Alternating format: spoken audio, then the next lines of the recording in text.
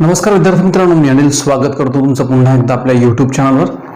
मित्रांनो, आज आपण 2019 MPSCच्या राज्यसेवेच्या 2019च्या प्रश्नपत्रिकेमध्ये जे काही शब्द विचारलेले होते, जे काही व्होकॅब्सवरती प्रश्न विचारलेले होते, त्याचा आपण ॲनालिसिस पाहणार आहोत. आता ॲनालिसिस आपल्याला नेमकं का पाहायचं आहे, तर ॲनालिसिस यासाठी पाहायचं आहे की आपल्याला दिलेल्या प्रश्नातनं उत्तर आयोगाला काय अपेक्षित असतं हे पाहणं गरजेचं असतं. म्हणजे आपण असं म्हणतो ना, काही ठिकाणी लॉजिकली उत्तर सापडत असतं, तर ते लॉजिकली उत्तर कशा पद्धतीने आपल्याला सापडेल ते आपल्या ॲनालिसिसमधनं कळत असतं.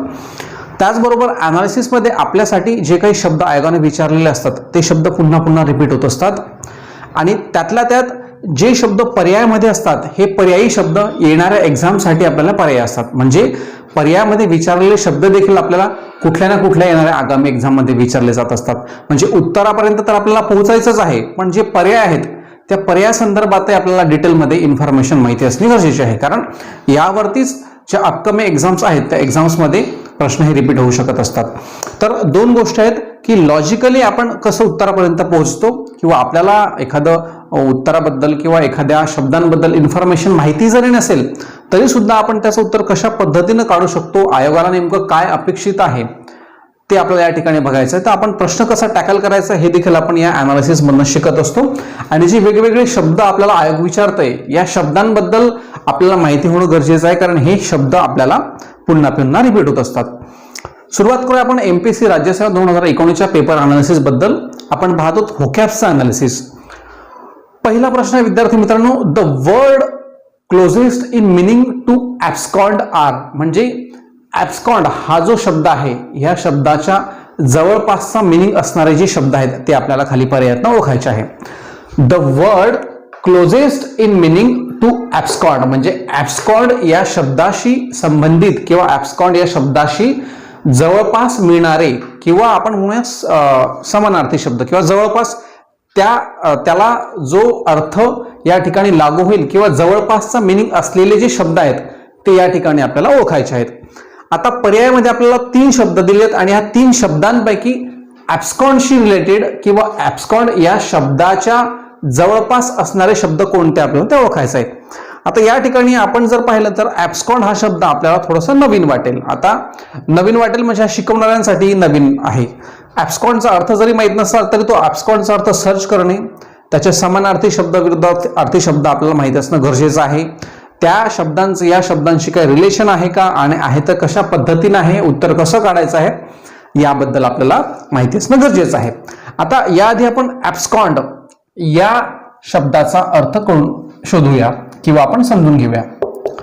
ॲब्स्कॉन्ड हा शब्द जो आहे हा एबियस कॉन्डेरे या लॅटिन रूट पासून बनलेला आहे, बरोबर.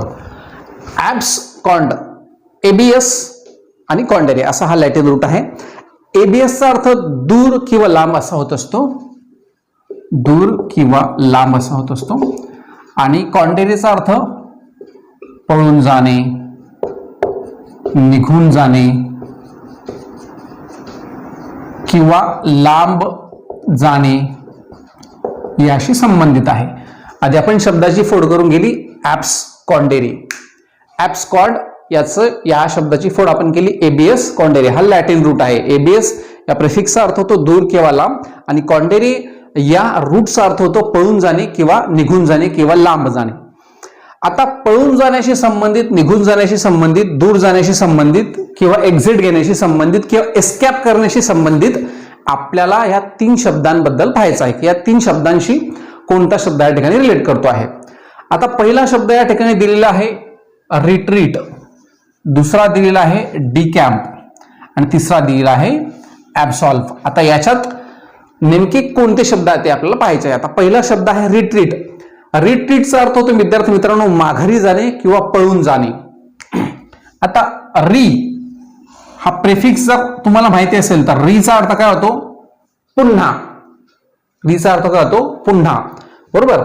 आणि ट्रीट, रिट्रीट, री आणि ट्रीट. ट्रीट हे काय आहे, रूट आहे, आणि री काय आहे, प्रेफिक्स आहे. हा प्रेफिक्स आणि हा रूट मिळून रिट्रीट हा शब्द तयार झालेला आहे. आणि रिट्रीट या शब्दाचा एक्झॅक्ट मिनिंग होतो माघारी जाणे किंवा पळून जाणे किंवा निघून जाणे. बरोबर, माघारी जाणे, माघारी जाणे, पळून जाणे किंवा निघून जाणे. बरोबर, त्यामुळे हा रिट्रीट जो शब्द आहे हा ऍब्स्कॉर्ड या शब्दाशी रिलेट करत आहे. कारण आपण त्याचा अर्थ काय पाहिला, लांब जाणे, पळून जाणे, निघून जाणे किंवा दूर जाणे. त्याच्यामुळे हा शब्द काय असेल, हा शब्द बरोबर असेल. री म्हणजे एखाद्या गोष्टीची पुनरावृत्ती होणे. बरोबर आहे ना. री या प्रेफिक्सचा अर्थ काय होतो, एखाद्या गोष्टीची पुनरावृत्ती होणे. मग ट्रीट, रिट्रीट असा तो शब्द आहे. मग रिट्रीटचा मिनिंग काय होतो, माघारी जाणे किंवा पळून जाणे. मग एखादा कैदी असेल, तो त्याला कैद केल्यावर तो पुन्हा एकदा पळून गेला असेल तर काय झालं असेल, मग पुनरावृत्ती झाली ना, जेलमध्ये टाकल्यावरही तो पळून गेला. आपण काय म्हणूया, रिट्रीट. किंवा एखादा व्यक्ती असेल, तो एखाद्या ठिकाणी पोहोचला आणि त्या पोहोचल्यानंतर त्या ठिकाणी परत तो माघारी परतला, तर त्याला आपण काय म्हणू, रिट्रीट असं म्हणू. त्याच्यामुळे ऍब्स्कॉर्ड या शब्दाशी हा शब्द संबंधित आहे, जवळपास याचा मिनिंग लागतोय. त्यानंतर दुसरा शब्द आहे डिकॅम्प. आता डिकॅम्पचा अर्थ काय होतो, डिमॉरलाइज, डिमोटिवेट, तुम्ही ऐकलं असेल. आता म्हणजे डी या प्रेफिक्सचा अर्थ काय होतो, डिमॉरलाइज, डिमोटिवेट म्हणजे थोडंसं काहीतरी निगेटिव्हिटीकडे नेणारा हा प्रेफिक्स आहे. बरोबर, ज्या ठिकाणी निगेटिव्ह अप्रोच असेल त्या ठिकाणी हा प्रेफिक्स वापरला जातो. मग डिकॅम्प म्हणजे काय, एखाद्या कॅम्पमध्ये म्हणजे व्यसनमुक्ती कॅम्पमध्ये एखाद्या व्यक्तीला टाकला असेल तर तो त्या ठिकाणी पळून गेला किंवा पळून आला. किंवा एखादा कुठला तरी चांगला कॅम्प असेल, जसा NCCचा कॅम्प असेल किंवा कुठला तरी एखादा योगासनांचा कॅम्प असेल, कुठल्याही प्रकारचा कॅम्प असेल ज्या ठिकाणी चांगल्या बाबी शिकवल्या जातील, तर अशा कॅम्पमध्ये एखादा विद्यार्थी किंवा एखादा व्यक्ती पळून येणे म्हणजे डी कॅम्प म्हणजे काय, कॅम्प म्हणजे कुठला तरी कॅम्प. मग तो NCCचा कॅम्प धरा किंवा व्यसनमुक्तीचा कॅम्प धरूया किंवा कुठल्याही प्रकारचा कॅम्प असेल, एखाद्या व्यक्तीला किंवा एखाद्या विद्यार्थ्याला त्या ठिकाणी आपण टाकलेला आहे आणि तो त्या कॅम्पमधून निघून आला, त्याला काय म्हणणार आपण, डी कॅम्प म्हणजे माघारी आला, परत आला, पळून आला, दूर आला. बरोबर, म्हणजे दूर निघाला किंवा पळून आला तर त्याला देखील आपण डी कॅम्प असं म्हणतो. मग रिट्रीट आणि डी कॅम्प म्हणजे ह्या दोघी प्रेफिक्सेस वरनं आपल्याला जवळपास या ठिकाणी लॉजिक येऊन जातं की ऍब्स्कॉर्ड या शब्दाशी हे दोन शब्द रिलेट करत आहेत. बरोबर, मग आता तिसरा शब्द रिलेट करतोय का ते पाहण्या या ठिकाणी गरजेचं आहे. मग ऍब्झॉल्वचा अर्थ काय होतो, आता तुम्ही ऍब्झॉल्वचा अर्थ शक्यतो मेडिसिन असेल, औषधी असतील, औषधी गोळ्यांमध्ये बऱ्याच वेळेस ऐकलं असेल तुम्ही. म्हणजे ऍब्झॉल्व करणं म्हणजे पूर्णपणे मुक्त करणं. किंवा एखादा कैदी असेल, एखाद्या कैद्याला मुक्त केलं त्या ठिकाणी देखील हा असा शब्द आपण ऐकला असेल, ऍब्झॉल्व म्हणजे काय, फ्री करणं किंवा मुक्त करणं. बरोबर आहे ना. म्हणजे समजा साखर आणि मीठ वेगळं वेगळं केलं तर त्या ठिकाणी आपण पाहू असं हा शब्द वापरू शकतो की ऍब्झॉल्व केलं म्हणजे साखर वेगळी केली आणि मीठ वेगळं केलं म्हणजे मुक्त केलं. किंवा दोन पदार्थ असतील, त्या दोन पदार्थांमधून एक पदार्थ वेगळा केला, एक पदार्थ वेगळा केला, त्या ठिकाणी देखील आपण ऍब्झॉल्व हा शब्द वापरू शकतो. बरोबर आहे ना. ऍब्झॉल्व करणं म्हणजे काय, पूर्णपणे मुक्त करणं. किंवा एखाद्या कैद्याची सुट्टी झाली किंवा एखाद्या कैद्याला एखाद्या शिक्षेतून मुक्ती मिळाली, त्याला मुक्त करून दिलं कोर्टाने, तर त्या ठिकाणी देखील आपण ऍब्झॉल्व हा शब्द वापरू शकतो. म्हणजे ऍब्झॉल्वचा अर्थ काय होतो, पूर्णपणे मुक्त करणे किंवा फ्री, पूर्णपणे मुक्त करणे किंवा फ्री असा त्याचा अर्थ होतो, पूर्णपणे मुक्त करणे. मग पूर्णपणे मुक्त करणे हा शब्द या ऍब्स्कॉर्ड या शब्दाशी रिलेट करतो आहे का, नाही. मुक्त करणे हा शब्द अजिबात रिलेट करत नाही. कारण दूर जाणे, पळून जाणे, लांब जाणे, निघून जाणे, बरोबर ना, अशा शब्दाशी हे दोनच शब्द रिलेट करतायत. पहिला म्हणजे रिट्रीट आणि दुसरा म्हणजे डी कॅम्प. त्यामुळे आपलं उत्तर हे सी नसेल, ए आणि बी असेल. मग ए आणि बी ज्या पर्यायात असेल ते आपलं उत्तर असेल. मग पहिल्या पर्यायात ए आहे, नाही. दुसऱ्या पर्यायात ए आणि बी आहे, बरोबर. तर मग आपलं ए आणि बी हे उत्तर आहे. आपलं उत्तर सापडलेलं आहे दुसऱ्या पर्यायात. कारण ए हे उत्तर नाही आहे आपलं नुसतं. त्यानंतर ए आणि सी उत्तर अजिबात असू शकत नाही, कारण सी आणि सी ह्या दोन पर्यायांमध्ये, त्यामुळे हा एलिमिनेट झाला. आणि नुसतं ए पर्याय असून चालणार नाही, आपल्याला ए आणि बी हे दोनही पर्याय असणं गरजेचं आहे. त्यामुळे आपलं उत्तर काय आहे, पर्याय नंबर 2. त्यानंतर दुसरा प्रश्न पाहूया आपण. Choose the incorrect spelled word from the following word. म्हणजे इनकरेक्ट स्पेलिंग असलेलं किंवा इनकरेक्ट म्हणजे चुकीचं स्पेलिंग जे आहे, चुकीचं स्पेलिंग असलेला शब्द या ठिकाणी आपल्याला ओळखायचा आहे. या ठिकाणी आपल्याला 4 शब्द दिलेले आहे. या 4 शब्दांपैकी चुकीचं स्पेलिंग कोणत्या शब्दात दिलेलं आहे ते आपल्याला ओळखायचं आहे. सुरुवात करूया आपण रिट्रेट. आता रिट्रेट हा शब्द जरी आपल्याला माहिती नसेल त्याचा अर्थ माहिती आहे का नाही हा तर पार्ट फार दूरचा. आपण रिट्रेट हा शब्द याआधी कुठे लिहिला आहे का, याआधी कुठे वाचला आहे का? जरी एखाद्या शब्दाचा अर्थ माहित नसला तरी लेखनाच्या माध्यमातून आपण लिहिला तरी असतो, आपल्या हाताखालून गेला असतो. मुळात असा शब्द आपण कधी लिहिलेला नसेल आणि वाचलेला नसेल. तर याच्यासारखाच एक शब्द आहे जो आहे रिट्रेट. या ठिकाणी फक्त ईच्या ठिकाणी आय करायचा आहे, बरोबर. ईच्या ठिकाणी आय करायचा आहे, त्यावेळेस हा खरा मिनिंगफुल शब्द तयार होतो. हा रिट्रेट अशा प्रकारचा कुठल्याही प्रकारे डिक्शनरीमध्ये शब्द नाही. रिट्रेटचा अर्थ होतो पुन्हा सांगणे किंवा बोलणे. पुन्हा सांगणे किंवा बोलणे. पुन्हा सांगणे किंवा बोलणे या अर्थाने या शब्दाचा वापर केला जातो. हा शब्द अत्यंत योग्य आहे. पण रिट्रेट हा शब्द मुळात डिक्शनरीमध्येच नाही, म्हणजे चुकीचा आहे. या ठिकाणी हे स्पेलिंगच चुकीचं आहे. या ठिकाणी आय जर असता तर रिट्रेट रिट्रेट असा तो शब्द तयार होतो. पण रिट्रेट असं जर म्हटलं तर हा शब्द सरासरी चुकीचा आहे, बरोबर. त्यानंतर फिनिक्सचं स्पेलिंग तुम्हाला बऱ्याच ठिकाणी विचारलं जातं, बरोबर. त्याच्यामुळे फिनिक्सचं स्पेलिंगही बरोबर आहे. फिनिक्स पक्षाबद्दल आपल्याला माहिती असेल. इथे दिलंय कॅलेंडर देखील बरोबर आहे, कारण कॅलेंडर म्हटलं तर यामध्ये 2 स्पेलिंग येतात. एक आहे कॅलेंडर, सॉरी हे इथे चुकलंय थोडं, कॅलेंडर आणि हे आहे कॅलेंडर.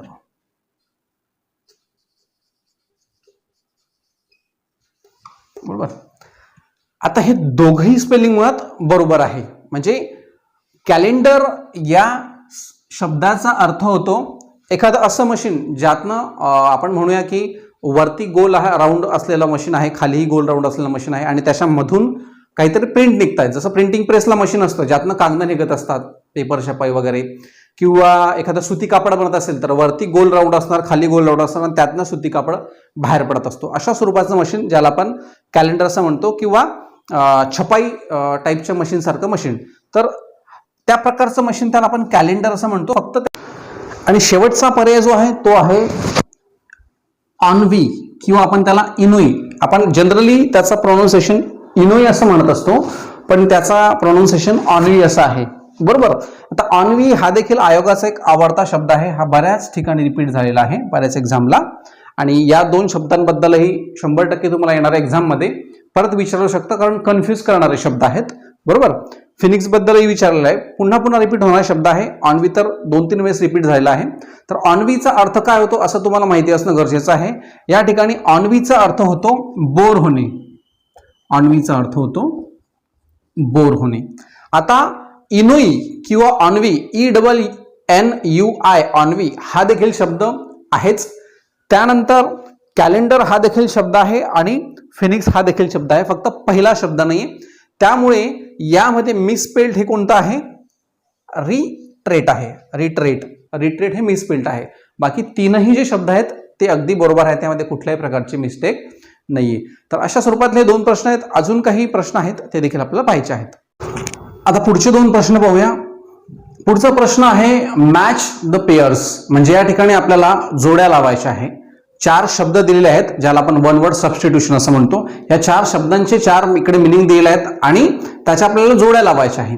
आता हे जे शब्द आहे हे आपण आपल्या ऑनलाईन कोर्समध्ये घेतले आहेत ऑलरेडी. याच्यातला फक्त एखादा दुसरा कुठला शब्द सुटलेला असेल, पण जवळपास आपण 3-4 जे शब्द आहेत ते घेतलेलेच आहेत. आता या शब्दांबद्दल आपल्याला का माहिती असणं गरजेचं आहे, तर हे शब्द पुन्हा पुन्हा रिपीट होतात. आता पॉलिगॅमी, मिसोगॅमी, अडॉइटनेस हे शब्द ऑलरेडी रिपीट झाले आहेत. मग पुढच्या वेळेस हा शब्द रिपीट होऊ शकतो, किंवा हे शब्द मित्र म्हणतो 4-4, 5-5 एक्झामला पुन्हा पुन्हा विचारले गेले आहेत. त्याच्यामुळे हे अनालिसिस करणं यासाठी गरजेचं आहे की अनालिसिसच्या माध्यमातून आपल्याला कशा स्वरूपाचे प्रश्न हे विचारले जातात, कशा टाईपचे व्होकॅब्सचे प्रश्न आपल्याला विचारले जातात हे त्यामधून आपल्याला कळतं.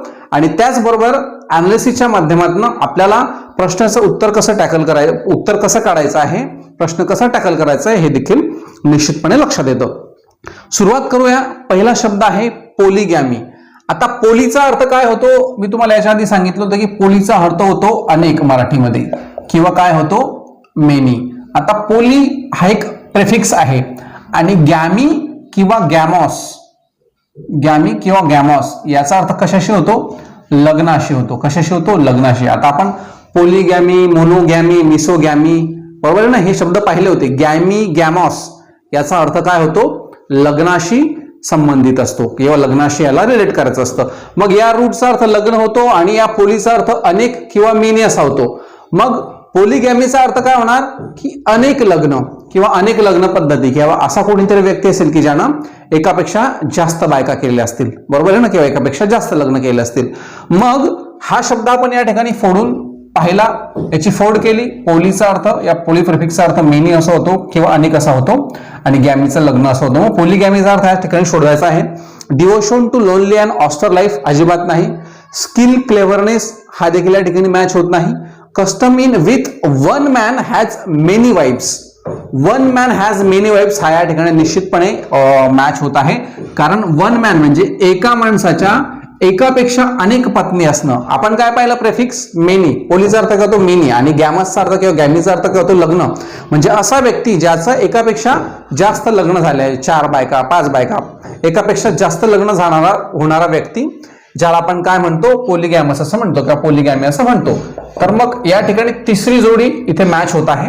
मग पहिल्याच उत्तर आपल्याला सापडून गेलं आहे man has many wife's, one man has many wife's. त्यानंतर मिसोगॅमी. आता मिस म्हणजे काय, मिस हा प्रेफिक्स आला तर मी तुम्हाला सांगितलं होतं मिसअंडरस्टँडिंग, मिसमॅनेजमेंट, मिसबिहेव. मिस हा पुढे प्रेफिक्स लागला की तो नकारार्थी असतो. त्याला काय घ्यायचा असतो आपण निगेटिव्ह घ्यायचा असतो बरोबर आहे ना. आणि गॅमी म्हणजे काय आपण वरतीच पाहिलं की गॅमी म्हणजे लग्न आणि मिस या प्रेफिक्सचा अर्थ काय होतो नकार बरोबर आहे ना. मग असा कोणीतरी व्यक्ती असेल ज्याने लग्नाचा नकार ज्याला असेल किंवा लग्नाचा जो तिरस्कार करत असेल, लग्नाचा म्हणजे मिसचा अर्थ काय होतो या ठिकाणी हेट असा होतोय. मिसचा अर्थ काय होतो हेट असा होतो. म्हणजे जो लग्नाचा तिरस्कार करत असेल, लग्नाबद्दल मॅरेज बद्दल ज्याच्या मनामध्ये निगेटिव्हिटी असेल की लग्न करू नये, लग्न अजिबात चांगलं नसतं किंवा लग्न करून काय करायचं आहे, अशा पद्धतीचा निगेटिव्ह माइंड ज्या व्यक्तीचा झालेला असेल बरोबर आहे, म्हणजे जो हेट करतो लग्नाला त्याला आपण काय म्हणणार मिसोगॅमी. मग या ठिकाणी आपण वरच्या शब्दाचा अर्थ पाहिला. मग या ठिकाणी निगेटिव्ह व्यक्तिमत्व कुठे आहे तर चौथ्या पर्यायात आपल्याला दिसत आहे हेट्रेड ऑफ मॅरेजेस. कारण हे वरचे 2 पर्याय अजिबात मॅच होत नाही. हा देखील लग्नाशी रिलेट करतो कारण या ठिकाणी निगेटिव्ह आपल्याला निगेटिव्ह सेन्स घ्यायचा आहे. मिसोगॅमी म्हणजे मिस म्हणजे काय हेट किंवा नकार, जो व्यक्ती लग्नाचा नकार देत असेल बरोबर आहे ना. मग हेट्रेड ऑफ मॅरेजेस म्हणजे जो लग्नाचा नकार देत असेल किंवा ज्याला लग्न करायचं नसेल किंवा जो लग्नाचा तिरस्कार करत असेल त्याला आपण काय म्हणतो मिसोगॅमी असं म्हणतो. त्यामुळे हा चौथा शब्द या ठिकाणी मॅच झालेला दिसून येतो. त्यानंतर ऍसेटिसिझम. ऍसेटिसिझम म्हणा किंवा ऍस्केटिसिझम म्हणा, जसं प्रोनाऊन्सिएशन करता येईल तसं करा, पण या शब्दाचा अर्थ समजणं गरजेचं आहे. आपल्याला प्रोनाऊन्सिएशन चुकीचं आहे का बरोबर यावरती विचार करणं अजिबात गरजेचं नाही. या ठिकाणी आपल्याला काय शोधायचं आहे की या शब्दाचा अर्थ काय आहे किंवा हा शब्द नेमकं कोणत्याला मॅच होत आहे. तर या ठिकाणी ऍसेटिसिझमचा अर्थ होतो कुठेतरी आपल्याला एकांतवास हवा आहे किंवा एकटेपणा हवा आहे किंवा जो एकटेपणात जातो किंवा एकांतवासात जातो किंवा ज्याला दोन्हीशी काही फारसं घेणं देणं नाही अशा व्यक्तीला किंवा असा जो शब्द असेल त्याला आपण ऍसेटिसिझम असं म्हणतो, एकांतवास.